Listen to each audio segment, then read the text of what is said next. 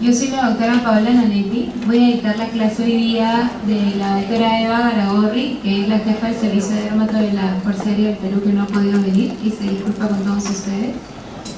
Hoy día la clase va a estar a cargo de las doctoras del Hospital de los FAP, cada una va llegando según el horario programado. Vamos a empezar hoy día con dermatomicosis. Cualquier duda, consulta que tengan, me van interrumpiendo en el momento que deseen, levantando la mano. Para hablar de dermatomicosis, primero tenemos que saber cómo se clasifican las micosis en general. Las micosis van a ser superficiales, subcutáneas, profundas o sistémicas. Las superficiales va básicamente a afectar el estrato córneo, el pelo de las uñas, las subcutáneas, la dermis, el tejido subcutáneo, y las profundas, además de esta dermis y tejido subcutáneo, va a depender si es que el hongo es un verdadero patógeno, se va a diseminar vía sanguínea o por contacto, y si es que el hongo es oportunista, básicamente va a afectar a personas inmunocomprometidas.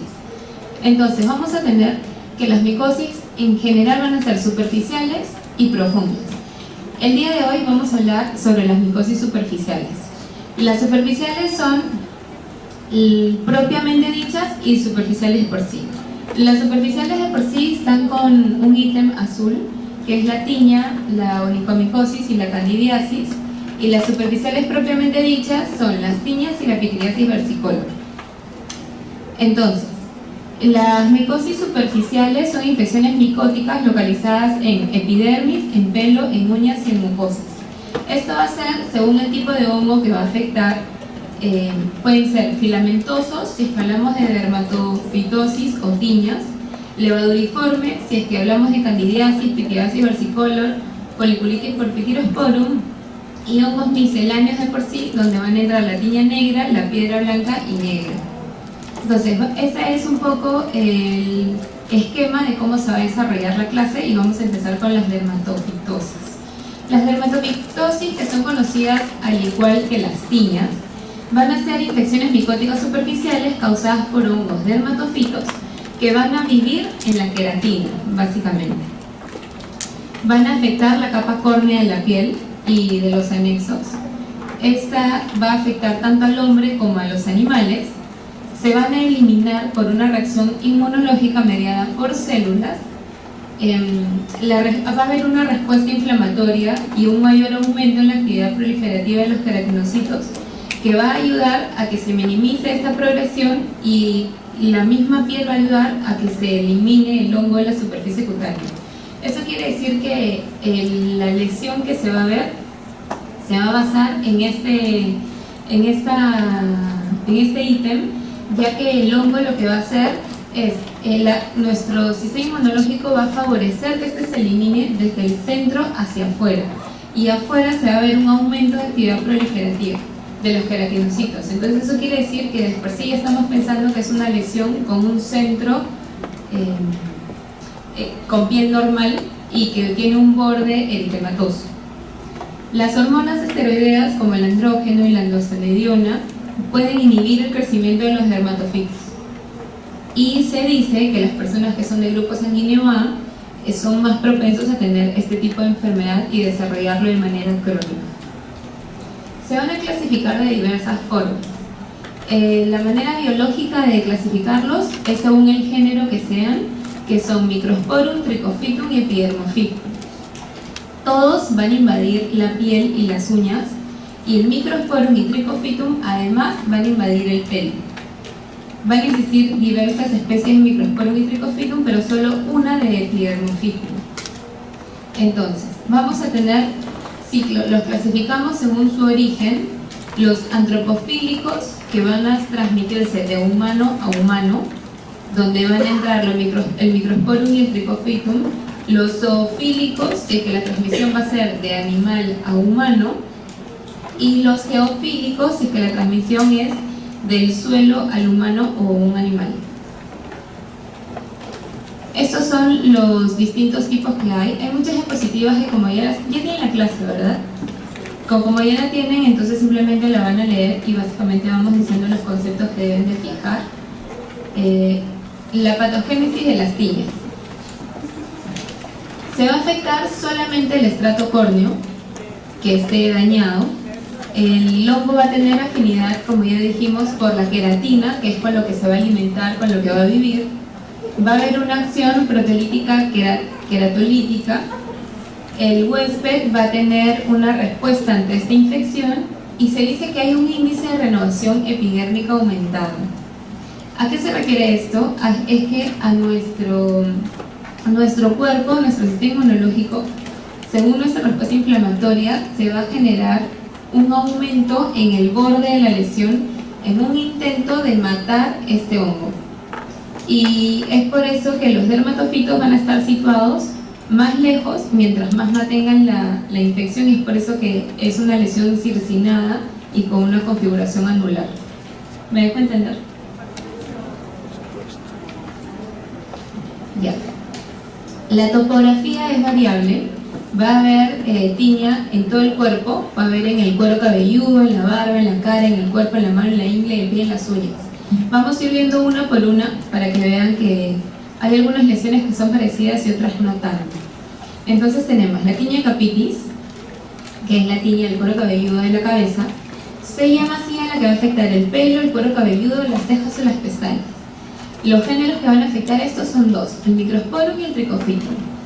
Y se presenta básicamente en los niños, es más frecuente en los hombres, y la causa más frecuente, y eso casi siempre se lo van a preguntar, es por Trichofitum tonsurans. Vamos a ver las distintas formas clínicas. El periodo de incubación es de 2 a 4 días. Las hipas crecen en el folículo hacia abajo y sobre una superficie del pelo, y de una forma intrafolicular es que se van a transformar en cadena de esporas. Se disemina entre 4 días a 4 meses, más o menos en un promedio de 2 semanas. Las hipas que están de manera intrapapilar van a descender hasta el límite superior de la zona queratinizada, formando comúnmente el halo de Adamson. Esto realmente tendrían que verlo para que me lo entiendan, pero lo pueden buscar en un libro cómo se ve el halo de Adamson para que lo entiendan en sí. A las 3 semanas se fracturan los pelos a pocos milímetros de la superficie. Entonces vamos a ver que hay formas clínicas que se van a ver con pelos cortos y otros con puntos negros. Entonces, ¿cuántos tipos? ¿Cuál es la clasificación de la tiña capitis? Son dos, la no inflamatoria y la inflamatoria. La no inflamatoria va a ser la tonsurante microspórica y la tricofitum. Y la inflamatoria va a ser Gerión de Celso, que es la tiña capitis inflamatoria de por sí, los granulomas dermatofíticos y la tiña fábica. Empezamos con la microspórica. La microspórica en su mayoría es por el Microsporum canis, se produce en epidemias escolares, es una placa única a diferencia de la tricofítica. Como podemos ver, redondeada, de 3 a 6 centímetros de diámetro, es decir, un poquito grande, escamosa, coloración grisácea, los pelos, como ven, están cortados al ras y hay una mínima inflamación. Se conoce esta como los parches grises. Y tenemos la microspórica, y esta misma microspórica, a la luz de Wood, va a tener una fluorescencia verdosa. En el examen directo se van a ver estos pelos cortos que van a generar donde las esporas van a estar por fuera del tallo, y eso también es una forma de diferenciar y que también tienen que fijar el concepto, que la microspórica va a tener una forma de extotrix, así se llama cuando las esporas se encuentran por fuera del tallo piloso. A diferencia de la tricofítica, que básicamente está producida por el Trichofitum tonsurans, donde acá lo que se va a ver es una escamación difusa del cuero cabelludo, placas múltiples, habíamos dicho que la otra era una placa única. Acá son placas múltiples, eritemato-escamosas, donde se van a mezclar pelos sanos y pelos enfermos. Entonces ya no se va a ver los pelos todos cortados al ras, sino que los pelos enfermos, lo que se va a producir son como un orificio folicular, como pueden ver ahí, en un aspecto de puntos negros. Por eso es conocida como la tiña de puntos negros. Entonces, este tiene la luz de Wood negativa también, a diferencia. Y dentro de las tiñas inflamatorias está el Gerión de Celso, conocido también como panal, miel o cera de abeja, bueno, va a afectar a los niños de edad preescolar y prepúberes. Se va a iniciar como erupciones papulosas y eritematosas descamativas que van a ir perdiendo los fragmentos del pelo y va a haber diversos grados de inflamación. Definitivamente tiene que haber inflamación para que se reconozca esta forma clínica, que básicamente es una placa única convexa de distinto tamaño, pero lo que tiene que haber son, aparte de los pelos fracturados y escamas, el signo de la espumadera, es decir, a la presión de esta placa convexa por los folículos, los orificios de los folículos puede salir una secreción serosa.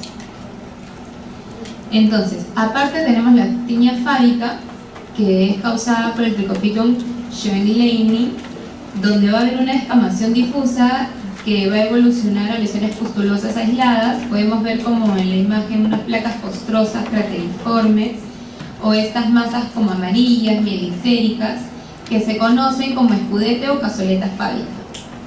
Se dice que tiene un olor a orina de ratón, clínicamente así se describe, y lo que va a producir son cicatrices y una alopecia permanente o cicatricial. ¿Cómo se diagnostica las tiñas de la cabeza? Primero hay que hacer un examen directo con KOH, donde vamos a ver las cifras aceptadas, y donde veamos las esporas en el tallo piloso nos va a diferenciar una de otra. Endotrix, si vemos las esporas adentro del tallo piloso, y Extotrix si lo vemos por fuera. Habíamos dicho que las esporas que se ven por fuera del tallo piloso, ¿en cuál era? Amberida.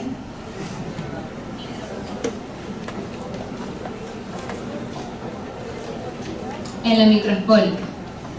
Entonces, ¿dónde está? 2, 3, repetitivas antes. Extotrix en la microespórica. Y el Endotrix en el Trichophyton. Al igual, la luz de Wood va a tener, si es microespórica, vamos a tener una fluorescencia verde verdosa brillante o amarilla verdosa. Si es por Trichophyton verrucosum, no va a tener fluorescencia o va a tener una fluorescencia negativa.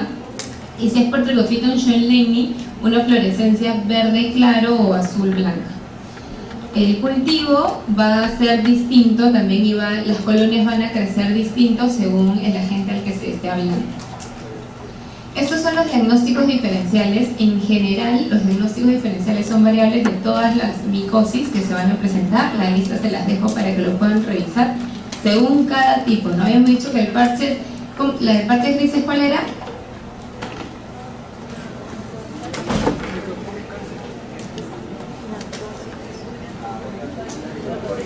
Microespórica, y la de puntos negros, la tricofítica, ¿verdad? Entonces, y el querión, bueno, y el faus. Ahí vemos los diagnósticos diferenciales. Básicamente, tratar la tiña capitis con tratamiento solo tópico no es efectivo. Siempre se tiene que acompañar del tratamiento sistémico. Ahora, ¿cuál es la terapia tópica que sí se da como coadyuvante? Es un shampoo que contenga ketoconazol al 2%, o seleno al 1%, o ciclopiroxalamina al 2% para reducir la viabilidad de esas esporas. Y bueno, se dice que después del lavado se va a aplicar un antimicótico imidazólico en solución. ¿Cuál es el tratamiento de elección? Grisiofulvina, ahí tiene la posología. También se puede dar terbinafina según la regla de los 20 o de los cuartos. Si es menor de 20 kilos, se da un cuarto de tableta. Si es de 20 a 40 kilos, se da media tableta. Y si pesa más de 40 kilos, una tableta al día. También se puede usar itraconazol, tanto en forma continua como en pulsos, y fluconazol.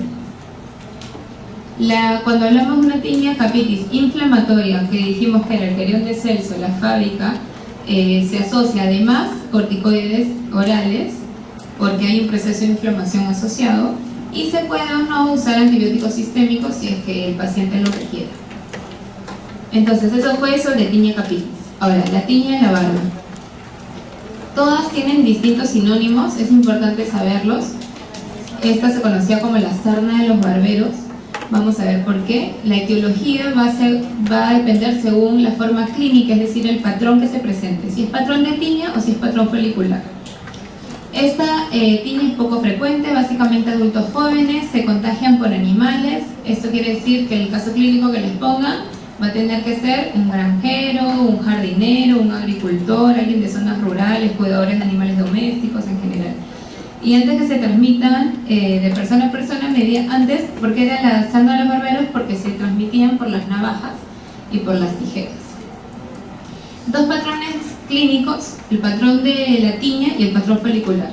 Como ven, totalmente distintos uno del otro. El patrón de la tiña es una placa anular alopécica con un borde de escamación definido y los folículos capilares que están dentro de la placa se rompen, como ven, totalmente alopécico. Y al otro lado está el patrón folicular, donde hay una infección folicular profunda que simula mucho a una foliculitis bacteriana, donde van a haber pústulas y los nódulos que pueden formar un querión más adelante, y lo que van a dejar es una cicatriz permanente. Los diagnósticos diferenciales, bueno, foliculitis, peduculosis, acné y demás. El tratamiento también sistémico, terbinafina, itraconazol, fluconazol, y hasta ahí fue la tiña naval. La tiña en la cara. Esta es una infección fúngica en la cara que es de difícil diagnóstico algunas veces, porque se van a ver que hay límites eritematosos imprecisos, a veces son muy ligeramente descamativos y en raras ocasiones se van a presentar una forma típica común. Entonces lo que se tiene que hacer para establecer un diagnóstico correcto es un examen microscópico directo con KOH.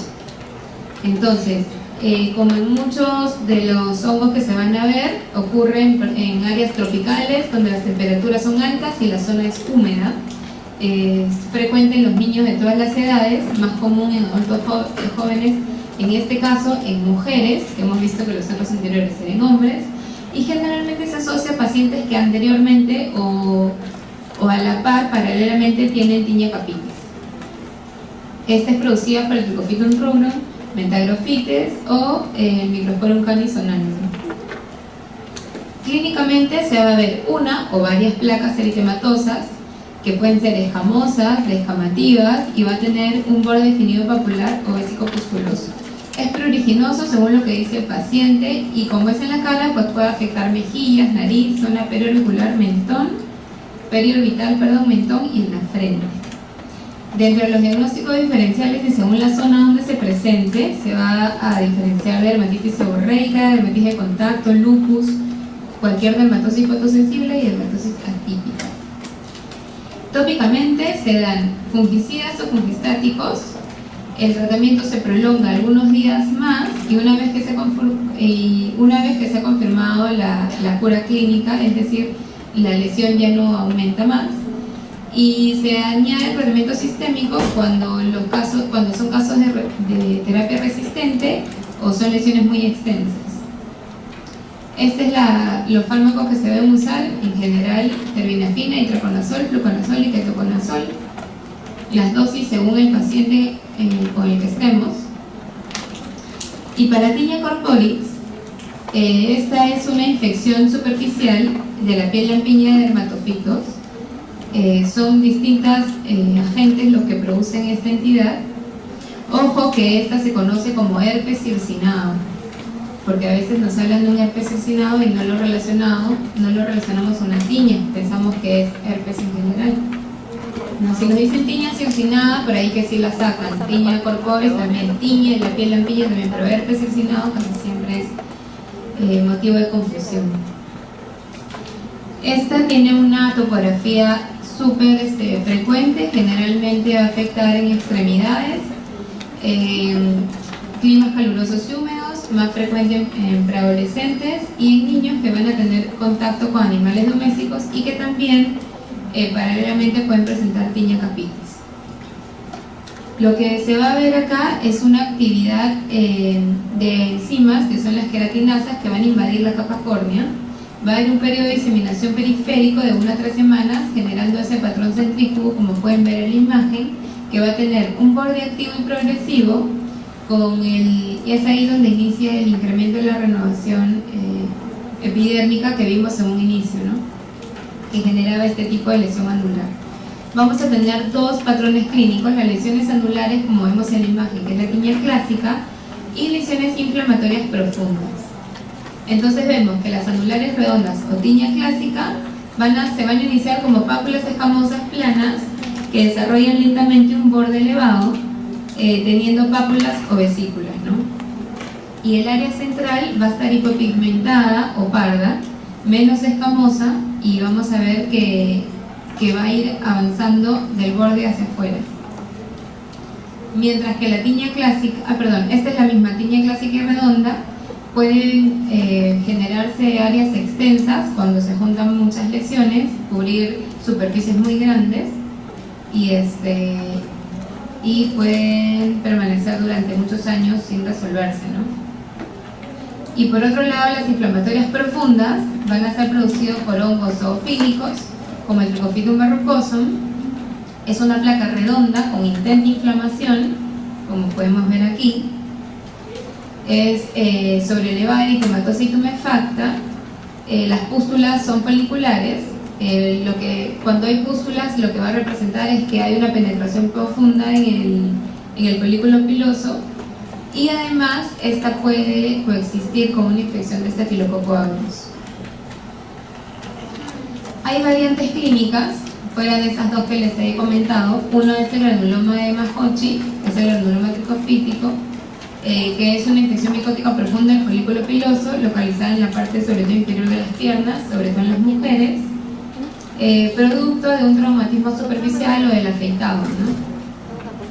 También está la tiña corporis gladiatorum, que como su nombre lo dice es más frecuente por el contacto de piel a piel con los luchadores, con los peleadores de lucha libre. La tiña imbricada, que es básicamente por el Trichophytum concentricum, que van a ser placas escamosas en anillos concéntricos que van a afectar estas partes del cuerpo. Y la tiña incógnita, que es la tiña producida, difícil de diagnosticar, ya que esta aparece en un paciente que ha usado corticoides tópicos, entonces ya ha cambiado toda la morfología normal de la lesión. El diagnóstico igual es por clínica, por exámenes de laboratorio. Los diagnósticos diferenciales en general: pitiliasis rosada, eczema anular, dermatitis seborreica, granuloma anular, eritema anular centrífugo, eritema marginado y psoriasis en placa. Para el tratamiento, cuando son lesiones aisladas y pequeñas, un agente imidazólico tópico va bien. Cuando las lesiones son diseminadas, inflamatorias o hay una falla de la terapia tópica, entonces se puede agregar terbinafina, fluconazol o itraconazol. Y pasamos a la tiña cruris, que es también, ojo con el nombre de eczema marginado de hebra, que es así como se conoce.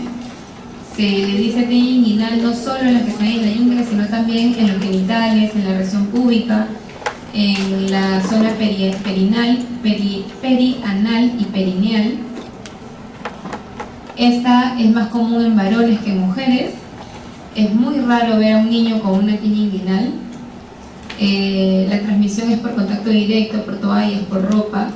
Generalmente la persona que tiene tiña pedis o tiña en las uñas presenta tiña inguinal, por eso se le pide ver, se revisa también estas áreas. Y el contagio es a través de fomites, ¿no?, que pueden estar en las piscinas. Entonces se va a iniciar con una pequeña mácula eritematosa descamativa, vesiculosa y costrosa. Podemos ver que también tiene esto de bordes circinados, bordes bien definidos. Básicamente sí va a seguir el pliegue venocrural. En su mayoría son bilaterales y simétricas. Hay dos formas: si es aguda, lo que vamos a ver es como la primera imagen, que son eritematosas, lo ven rojito, lo ven inflamado. Y si son crónicas, ya lo que se va a ver es una hiperpigmentación y eclinificación, y el paciente lo que va a venir es básicamente por prurito. Los diagnósticos diferenciales de la tiña inguinal. El tratamiento, básicamente como en todas las tiñas, es mantener la zona lo más seca posible y ayudar con tratamiento sistémico como la grisofulvina, terbinafina, itraconazol y fluconazol. Y pasamos a la tiña pedis. Esta es una infección dermatofílica en los pies, es crónica, muchas veces subclínica, y hay personas que refieren prurito y otras no, por eso que es prurito variable. Es de distribución mundial, es muy común. ¿Quién de ustedes no ha visto una tiña en el pie? El riesgo se dice que va a aumentar con la edad. Es rara cuando se presenta en pacientes prepuberes o de pubertad, y se dice que hay mayor incidencia en los hombres que en las mujeres. Hay factores de riesgo: la transmisión interhumana de humano a humano cuando las personas se bañan en duchas compartidas, piscinas, vestuarios o saunas, cuando andan sin zapatos. Colonización, además se puede dar por bacterias gram positivas, gram negativas y cándida. Y se dice que aumenta más por la hiperhidrosis. Cualquier momento que se genere humedad, como la hiperhidrosis, calzados impermeables, mal hábitos de higiene, va a hacer que este hongo aumente, ¿no? 4 formas clínicas de la tiña del pie: interdigital, deshidrótica, mocasín e hiperkeratosis. Cada vez que se les hable de clasificaciones y sus formas clínicas es porque realmente tienen que fijar el concepto de que uno no es igual al otro y que tienen distintas formas de presentación. Estamos ante la misma entidad, pero por ejemplo esta forma interdigital no es igual que una deshidrótica. Entonces esta es la conocida como pie de atleta. Es crónica en espacios interdigitales, más frecuentemente entre el tercero y cuarto o entre el cuarto y quinto. Hay descamación, fisuración, y una palabra muy común es maceración. Se puede extender a la planta, el olor es muy desagradable y generalmente se produce por el Trichophyton mentagrophytes. Mientras que la forma deshidrótica, miren cómo se presenta. Básicamente es pápulo vesicular o ampollar. Aquí hay bolitas de agua, como dicho en palabras más simples, que van a formar placas eczematosas. Se da en el dorso de los pies, en las plantas y sobre todo en los bordes laterales. Esta es muy pruriginosa. El paciente viene diciendo que le pica muchísimo y por producto del rascado se puede infectar y se puede sobreagregar una celulitis o una encefalitis. Tercera forma clínica es la forma en mocasín, que es como si uno se pusiera una media. Hay hiperkeratosis y descamación en superficie plantar y en bordes laterales. Generalmente es en ambos pies y es por Trichophyton rubrum. Y la hiperkeratósica es crónica, como pueden ver afecta de forma irregular en toda la planta y generalmente se va a asociar a la onicomicosis. El diagnóstico es por examen microscópico directo y cultivo, y se debe diferenciar de un intertrigo candidiásico, de un eczema deshidrótico según la forma clínica de presentación, una dermatitis de contacto, psoriasis, entre otros. El tratamiento que se da es básicamente tópico, es un tratamiento sistémico excepcional. Se debe corregir de todas maneras los factores predisponentes. Las formas interdigitales se asocia a sustancias astringentes como el permanganato de potasio o la solución de buró. Se debe dar un antimicótico tópico. Las formas deshidróticas, además de los antimicóticos, se usa cursos cortos de corticoides, y en las hiperkeratósicas el tratamiento básicamente es con queratolíticos como el ácido salicílico o la urea según el porcentaje. La tiña de la mano es más frecuente en hombres. Si se me dan cuenta y revisan toda su diapositiva, toda su clase, es muy rara las tiñas que son frecuentes en mujeres, lo cual puede ser un tema de pregunta. Se acompaña de tiña pedis. Esta sobre todo afecta a personas que trabajan con las manos. Puede coexistir con otro tipo de dermatosis, personas que tienen contacto con mascotas infectadas, dermatitis de contacto y hiperhidrosis. Hay 2 formas: la forma seca hiperkeratósica y la forma inflamatoria, según el género o el agente que lo presente. Las formas descamativas, que pueden ser clínicamente como una hiperkeratosis palmar y en los dedos, así viendo esa acentuación entre los pliegues a la flexión. Y las formas deshidróticas, donde se va a ver vesículas anulares en una región palmar, generalmente es unilateral, y si es muy grave pues se ve recién en forma bilateral. El diagnóstico es por examen directo y cultivo, y los diagnósticos diferenciales, como las anteriores también, es una dermatitis de contacto, eczema deshidrótico, celulitis, erisipela y psoriasis. El tratamiento básicamente es corregir los factores predisponentes, como es la humedad, la deshidrosis. El tratamiento tópico es por clotrimazol, miconazol, cualquier sustancia antifúngica, acetato de aluminio. Además se le agregan corticoides, antibióticos tópicos y queratolíticos según sea la forma clínica. Se debe agregar también tratamiento oral como glesiofulvina, terminafina, itraconazol y fluconazol. La tiña unguium o la tiña de la uña. Esta es se dice tiña unguial cuando la infección es por dermatofitos, eso lo dijimos de un inicio. Se va a caracterizar clínicamente por ver hiperkeratosis subunguial o nicolisis, destrucción de la lámina. Esta patología es totalmente asintomática y existe la Sociedad Internacional de Micología Humana y Animal, donde definió nomenclaturas que realmente está mal dicho onicomicosis, porque onicomicosis es cuando la afectación unguial es por mohos, cuando la micosis unguial es causada por dermatofitos se llama tiña unguial, y cuando es una infección causada por candidiasis unguial. No todo es onicomicosis, es lo que quiero resaltar. Ahora, la micosis unguial, como podemos ver, los dermatofitos es lo más frecuente, entre un 80 al 90%. Las levaduras son responsables entre un 5 al 17% y los mohos entre el 1 al 10%. Esta es de distribución universal. Cualquier especie del hongo puede afectar esta patología. Aumenta cuando la persona presenta diabetes, tiene una deficiencia adquirida o es una persona longeva. Es más frecuente en edad adulta, es poco frecuente en los niños.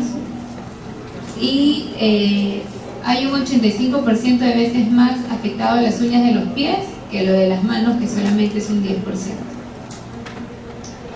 Y la causa más frecuente es Trichofitum rubrum, ojo también con eso. Hay esporas o filamentos que se van a depositar entre el borde libre de las uñas. Se va a iniciar una digestión de queratina avanzando la dirección hacia la matriz. Se puede iniciar con tiña en los pies y generalmente, si es que penetra el hiponiquio, va a presentar una forma distal. Si es que penetra el eponiquio, una forma proximal. Y si es que penetra la superficie de la lámina, una forma dorsal, y así también con el pliegue periunguial. Entonces vamos a tener que clínicamente esto es crónico, la persona puede tener las uñas destrozadas pero no lo siente, y va a iniciar según la afectación de donde empiece el hongo, generando onicausis, aumento de grosor, cambio de color, opacidad, onicomadesis, fragilidad, onicolisis, hiperkeratosis subunguial y destrucción de la lámina unguial.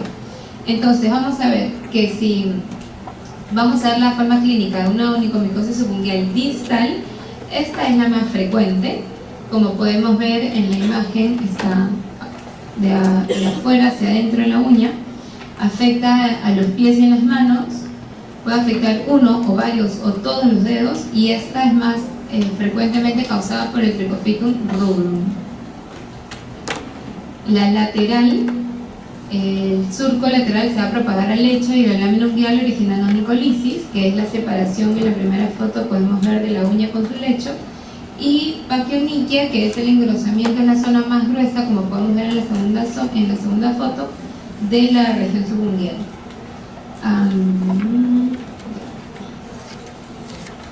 La proximal, esta es poco frecuente.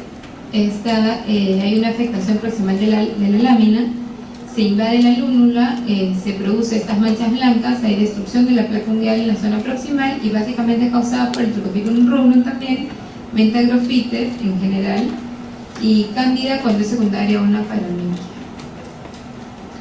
Hablamos de una onicomicosis blanca superficial. Cuando ven como en la imagen de abajo la uña es totalmente blanca, generalmente causada por el Trichofitum mentagrofites. Y una onicomicosis distrófica total, que puede evolucionar de cualquiera de las anteriores que he hablado. Generalmente va a afectar la totalidad del lecho unguial. Esto se ve más en los pies que en las manos, y es causada por cualquier agente, dermatofito, cándida o moho. El diagnóstico básicamente es con KOH, un examen directo, y el diagnóstico definitivo es con cultivo. El diagnóstico diferencial va a variar según la forma clínica de la que estemos hablando, si es que es distal, si es que es superficial, si es que es proximal o si es que es total. Y el tratamiento se va a dar un tratamiento tópico únicamente tópico, realmente es discutible que el efecto sea el correcto.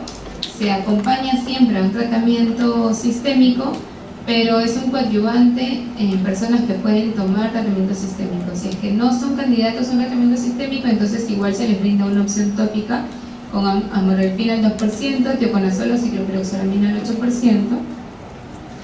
Y existe una terapia quirúrgica tanto que va a producir una evolución de la uña tanto con láser como en una forma química, que es destrucción de la uña en sí, con urea, a que se asocia a difenazol, que generalmente se realiza esto cuando los sistémicos están contraindicados y que hay un rendimiento que mejora clínicamente solo en un 50%, ¿no?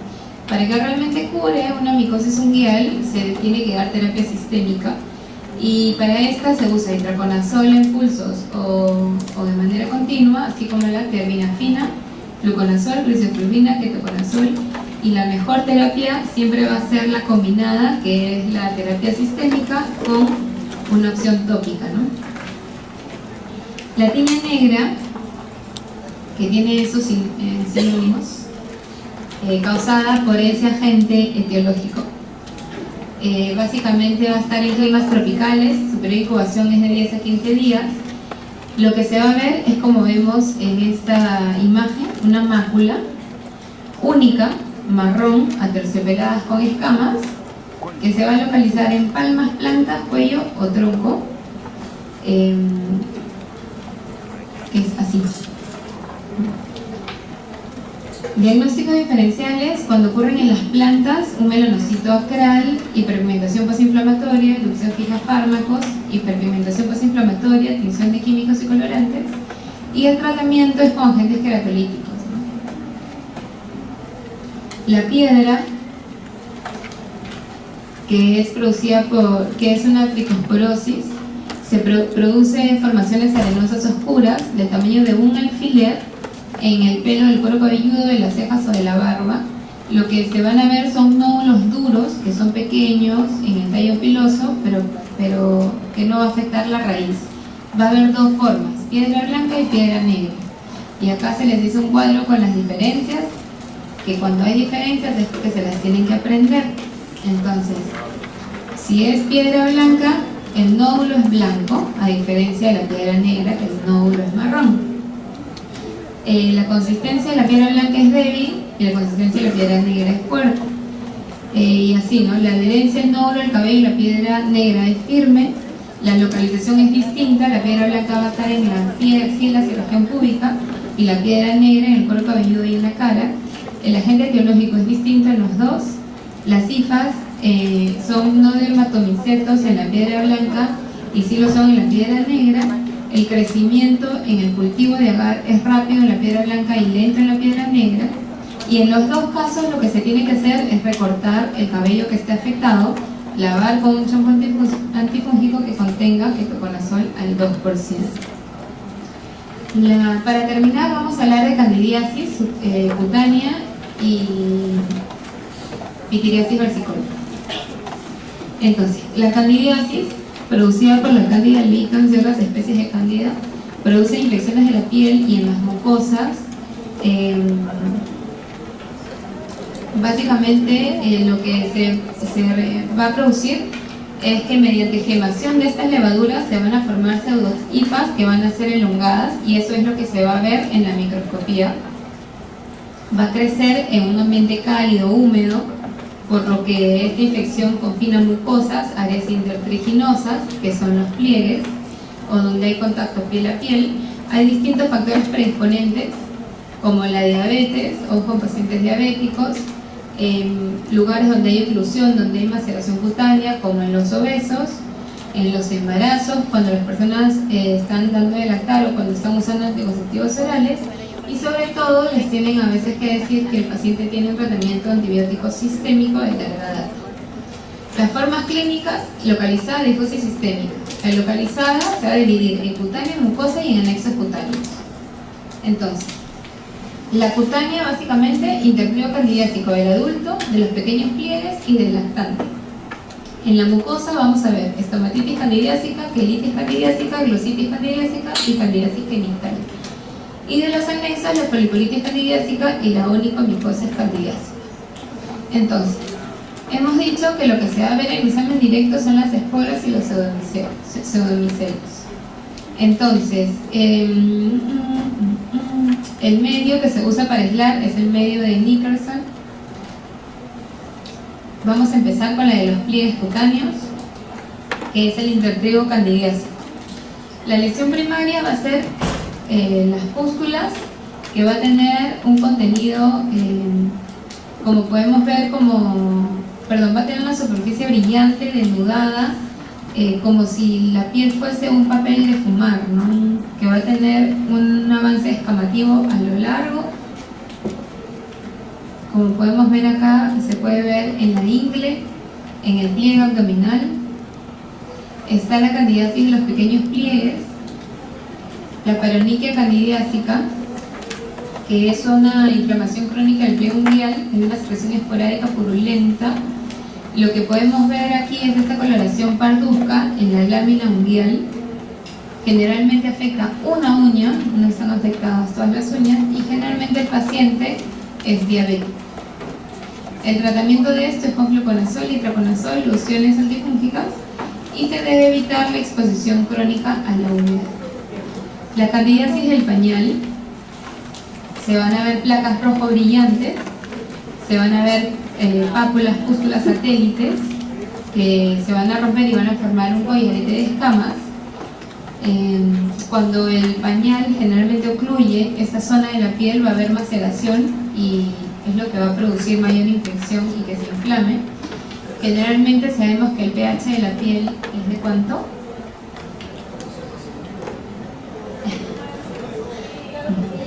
Ella rotó en la FAB seguro. Sí, de 4.5 a 5.9. Este pH se va a alterar según la mezcla que se va a originar con la orina y con las heces del bebé, y que va a hacer que hay una pérdida en la barrera epidérmica y va a predisponer que exista mayor candidiasis y mayor infección. Puede coexistir con una dermatitis irritativa, con una dermatitis seborreica o con una psoriasis, ¿no? La candidiasis cutánea congénita básicamente es una erupción maculopapular difusa, no solamente estamos hablando en el área del pañal. Hay descamación posterior, hay un exantema generalizado que va a predominar en la mitad superior del cuerpo. Este va a afectar palmas y plantas, así como vemos que el área del pañal y la cavidad oral generalmente no se ven afectadas. La colonización de la cándida del recién nacido se va a llevar a cabo por medio de la transmisión vertical de la madre. Es de aparición precoz, ya que aparece o ni bien nace o dentro del primer día de vida. Va a desaparecer entre los 5 a 10 primeros días de vida del recién nacido y el pronóstico es benigno. Se trata con antifúngicos tópicos. La querilitis angular es la llamada boquera. Hay una fisuración, una maceración en las comisuras de la boca que son engrosadas, grisáceas, mal definidas, hay un ligero eritema. Generalmente se asocia a personas con diabetes, con anemia, con cirrosis o con déficit de alguna vitamina. El tratamiento es con cremas y con lociones antifúngicas. Está la candidiasis oral o el mugue, que se puede dar en el recién nacido sano o también en el lactante marasmático. Se puede adquirir por contacto con alguna infección directamente de la vagina de la madre.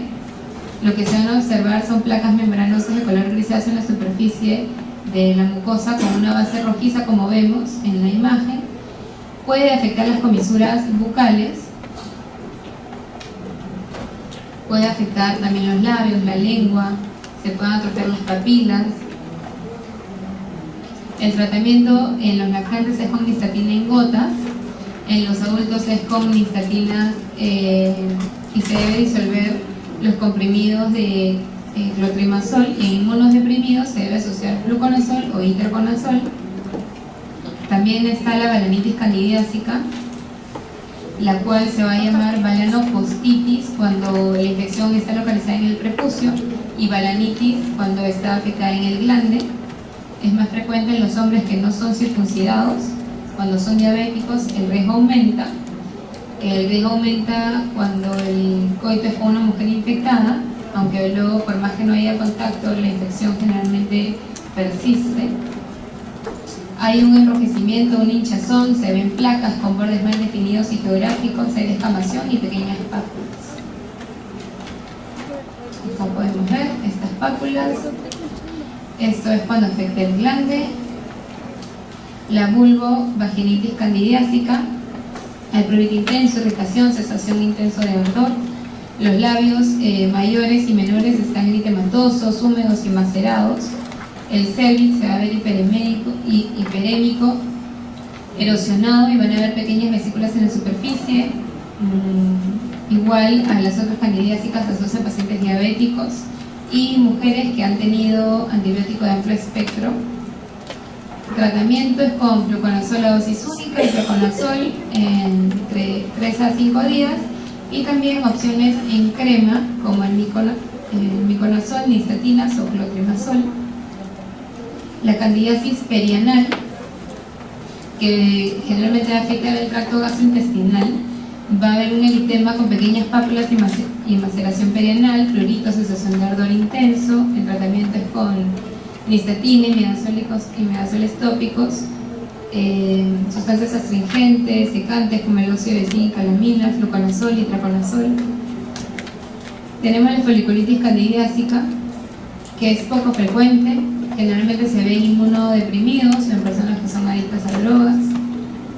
Lo que se va a ver son pápulas pústulas en los folículos, que puede simular algún proceso bacteriano.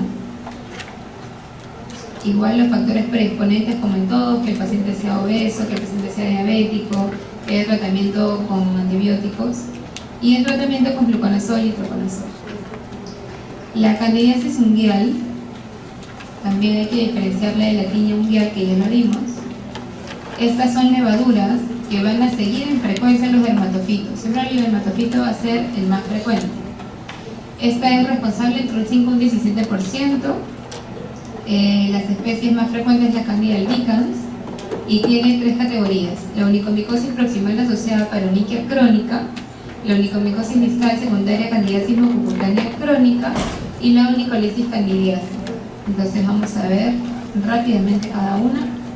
La onicomicosis proximal asociada a paronychia crónica, vamos a ver a la cutícula blanca, esa se va a despegar, el lecho unguial se inflama, entran las levaduras. Como podemos ver, son lesiones edematosas, eritematosas, muy dolorosas para el paciente. Generalmente afectan las uñas de las manos.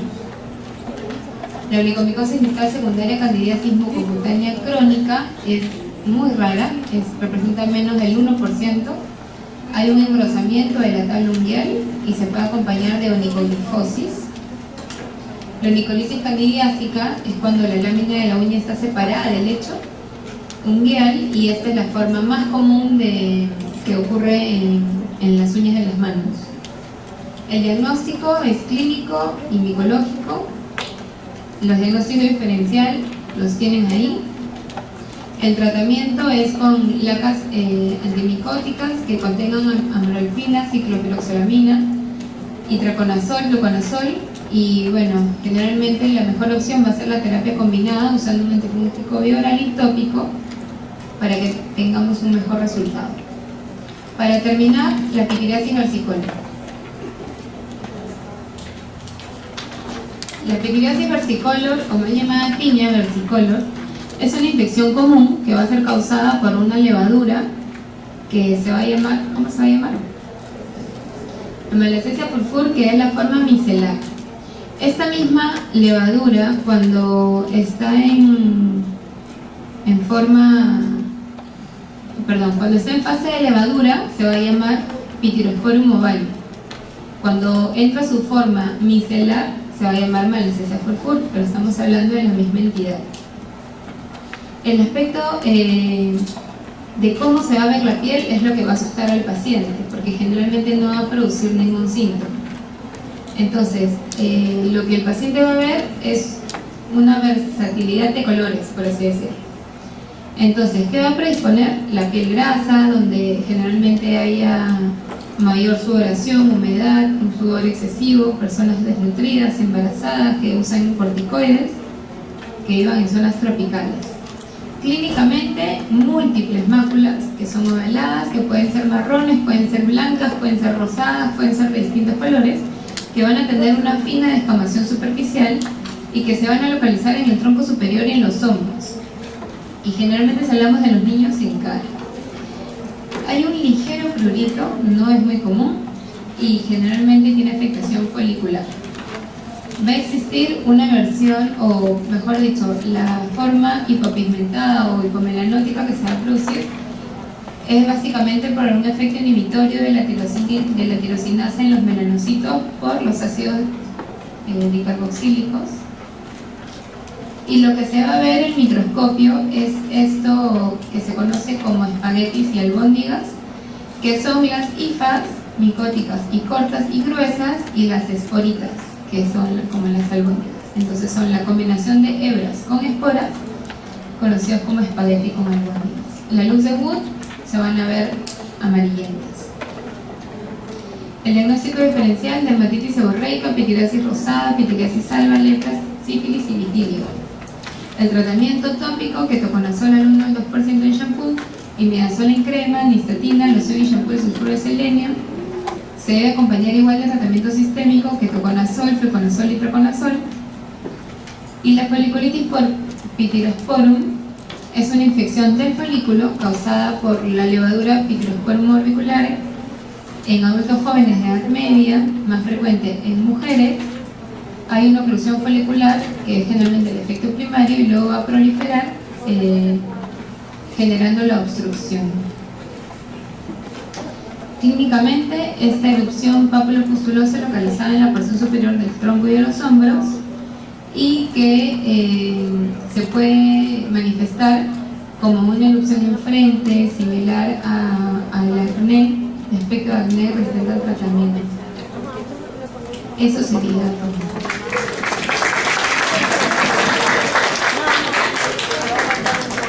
¿Alguna pregunta?